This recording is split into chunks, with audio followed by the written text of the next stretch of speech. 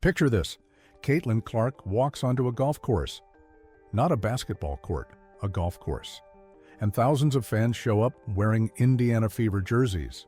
The gallery is packed several rows deep before she even takes her first swing. The Golf Channel rolls out wall-to-wall coverage like she's Tiger Woods, celebrity pairings with LPGA stars, commentators openly praising her impact on women's sports. Now here's the part that should make every WNBA fan furious. Those same Golf Channel analysts spent the day criticizing how Clark has been treated by her own league on live television during a golf tournament. Let that sink in. The sport she doesn't even play professionally is showing her more respect than the league that should be building their entire future around her star power. What happened at Pelican Golf Club wasn't just about Caitlin Clark playing golf. It was a masterclass in what happens when a sport actually embraces its biggest star instead of treating her like a problem to manage. The LPGA gave Clark the red carpet treatment, prime-time coverage, celebrity pairings with Nelly Corda, thousands of fans who traveled specifically to watch her. Meanwhile, the WNBA continues to downplay her achievements, minimize her drawing power, and allow the kind of treatment that even golf commentators feel comfortable calling out on national television. The contrast isn't just obvious. It's embarrassing for the league that should know better. If you believe the way a league treats its superstars reveals everything about how they view their own future, smash that like button. It tells us we're following the right story. Let's filter out the noise and look at what actually happened at the Annika-driven by Gainbridge Pro-Am. Because the competitor title promised you a huge announcement, but what they buried is far more revealing than Clark simply showing up to play golf. This was a statement about brand power, about cross-sport appeal, and about what happens when organizations actually understand how to maximize their stars instead of minimizing them. Caitlin Clark arrived at Pelican Golf Club outside Tampa for her second consecutive appearance at this event. The moment she stepped onto that first tee, the atmosphere shifted into something the LPGA rarely experiences at a Wednesday Pro-Am. Thousands of fans packed the galleries, not hundreds, thousands. Reports indicated a 1,200% increase in attendance compared to the previous year. Those numbers don't just happen. They represent the Caitlin Clark effect that everyone talks about, but the WNBA refuses to fully acknowledge. The crowd didn't just show up to watch golf. They wore basketball jerseys to a golf tournament. Fever gear dominated the galleries. Fans were screaming her name from the parking lot before the round even started. The energy felt more like a playoff game than a casual celebrity golf event. And here's where it gets interesting. The LPGA didn't fight this. They didn't try to manage it or downplay it. They leaned into it completely. Clark's outfit told its own story about where her brand is heading. Head-to-toe Nike gear, every piece featuring the CC logo that's becoming one of the most recognizable marks in women's sports. The baby blue cropped sweater, the white polo underneath, both carrying that signature CC branding, the hat, the golf pants that she described as jogger style, even the East Side golf shoes with blue on the bottom. Nike's investment in her cross-sport appeal was on full display under the Florida sunshine. But the detail that caught everyone's attention was what she wasn't wearing. During interviews, Clark revealed she has her own player edition Nike golf shoes in development. They're still works in progress. She's not wearing them publicly yet because she needs them to be perfect before anyone sees them in action. Think about what that reveals. The attention to detail, the understanding that her name carries weight in every market she enters, the patience to get it right instead of rushing a product launch. That's not just an athlete with endorsements. That's someone building an empire beyond basketball.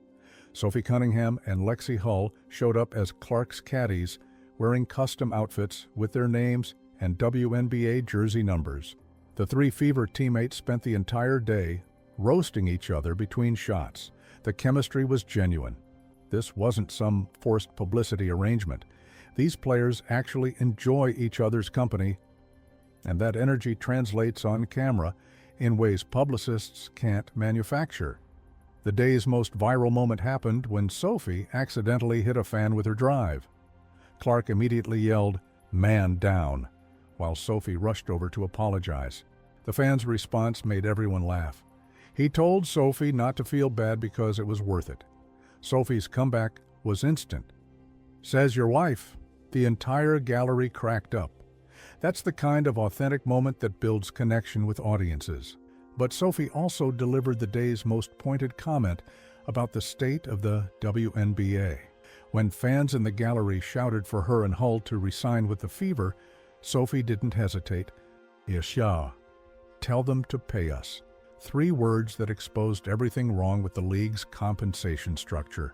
The golf course became an unexpected platform for discussing player value and the CBA tensions that the WNBA seems incapable of resolving. Clark was paired with Nelly Korda, one of the biggest stars in professional golf. Korda didn't just tolerate Clark's presence, she celebrated it. When asked about playing alongside Clark, Korda described the atmosphere as crazy. She praised Clark's ability to draw people to any sport she touches. Korda called Clark's presence a celebration of women's sports and talked about how fun it was to hang out with someone who brings that level of energy to everything. That's respect. That's what it looks like when established stars in a sport recognize someone special and embrace the attention instead of resenting it. The LPGA understood that Clark's presence elevated their entire event. They gave her celebrity pairings. They provided wall-to-wall Golf Channel coverage. They treated her appearance like the major draw it became. Carson Hocevar from NASCAR even showed up for a jersey exchange with Clark. The crossover appeal was on full display. Front Office Sports called this the Caitlin Clark effect in action. Her ability to transform viewership and media attention was undeniable. Coverage that would normally focus on established golf professionals centered entirely around the basketball player who's still learning the game. The Golf Channel knew they were witnessing something special, and they adjusted their entire broadcast strategy to capture it. Now here's where the competitor buried the real story. While everyone was focused on Clark's golf game and her Nike gear, she dropped the announcement that changes everything for the Indiana Fever's championship hopes. Clark confirmed she's fully recovered from the shoulder issues that limited her range of motion during parts of last season. Every swing at Pelican showed renewed strength. Her follow-through looked smooth and pain-free. The timing of this announcement wasn't accidental. Many of you have been saying for weeks that Clark looked different during that golf round. You were on to something. She chose this cross-sport moment to make her biggest basketball statement of the offseason. The Golf Channel provided the perfect platform, national coverage, maximum impact. She controlled the narrative about her recovery on her own terms, and she did it while demonstrating her physical capabilities in real time. If you're connecting these dots and realizing what this means for next season, drop a comment below about your championship predictions. We need to know if you're seeing what we're seeing about the Fever's potential. Fever fans in the gallery started chanting about the 2026 season before Clark even finished the back nine. Championship echoes carried across Pelican Golf Club. The energy shifted from golf appreciation to basketball anticipation. Fever jerseys became victory flags, waving in the Florida sunshine. Clark's smile told everyone she heard every chant. She knows what's coming. Her teammates know what's coming. And now the rest of the WNBA should be terrified. The team reached the semifinals without their superstar at full strength last year. Now they get her back completely healthy. Her signature energy and leadership returned to a roster that already proved they could compete when it mattered most. That combination becomes absolutely terrifying for every other team in the league. The gap between Indiana's potential and everyone else's reality just widened considerably. But the most telling moment of the entire day wasn't Clark's golf game or her health update. It was watching how the LPGA rolled out the red carpet while the WNBA continues to treat their biggest star like a problem that needs managing. The contrast was stark and impossible to ignore. And the Golf Channel commentators didn't hold back. They openly criticized how Clark has been beat up and ignored by her own league for 2 years. On live television, during a golf tournament, one commentator noted that even the golf world knows about the dirty plays done to Caitlin Clark in the WNBA. Think about what that means. The issue has become so widespread, so obvious, that analysts in a completely different sport feel comfortable calling it out during their broadcast. That's not just bad optics for the WNBA. That's institutional failure on display. The commentary suggested widespread awareness of the problem even outside basketball circles. Golf analysts weren't afraid to say what everyone could see happening. They had nothing to lose by telling the truth. They don't depend on WNBA relationships or league access, so they said what needed to be said, while the basketball media continues tiptoeing around the obvious. Reading between the lines reveals something even more damaging. The LPGA gave Clark prime-time coverage, celebrity pairings, and treated her appearance like the major event it became. Network cameras followed every shot and conversation. Tournament organizers paired her with established stars like Korda because they understood Clark's presence elevated their entire event. They weren't threatened by her star power. They embraced it completely. Meanwhile, WNBA officials have spent months downplaying Clark's impact on basketball. They minimized her achievements. They refused to acknowledge her drawing power. The league acts like Clark's success somehow threatens their brand instead of recognizing it as the foundation for future growth. When Clark received Tiger Woods-level treatment at a golf event but faces institutional resistance in her own sport, something is fundamentally broken in how the WNBA operates. Golf embraced her completely. Basketball seems afraid of what she represents. That fear is costing the league opportunities they'll never get back. The gallery attendance numbers proved Clark's impact extends far beyond any single sport. A 1,200% increase in attendance doesn't happen because people love Pro-Am golf tournaments. It happens because Caitlin Clark showed up and brought her audience with her. Golf Channel analysts pointed out that Clark's cross-sport appeal is exactly what women's athletics needs right now. They recognized her ability to bring new audiences to established sports. They celebrated it. The WNBA should be studying that response instead of fighting against it. League officials seem to prefer managing personalities rather than celebrating them. They worry about individual players overshadowing the brand when they should be recognizing that individual stars are what build brands in the first place. The entire day exposed a fundamental truth that the WNBA refuses to accept. Clark is bigger than any single league. The organizations that embrace her will benefit most. The ones that resist her will get left behind wondering what happened. Golf figured this out in one event. Basketball still hasn't learned the lesson after 2 full seasons. Clark's comment during her interview captured the irony perfectly. She talked about how Gainbridge puts on a great event and how it's always cool to be out in the sun in Florida in front of really cool fans. She praised the LPGA's organization. The respect in her voice was genuine.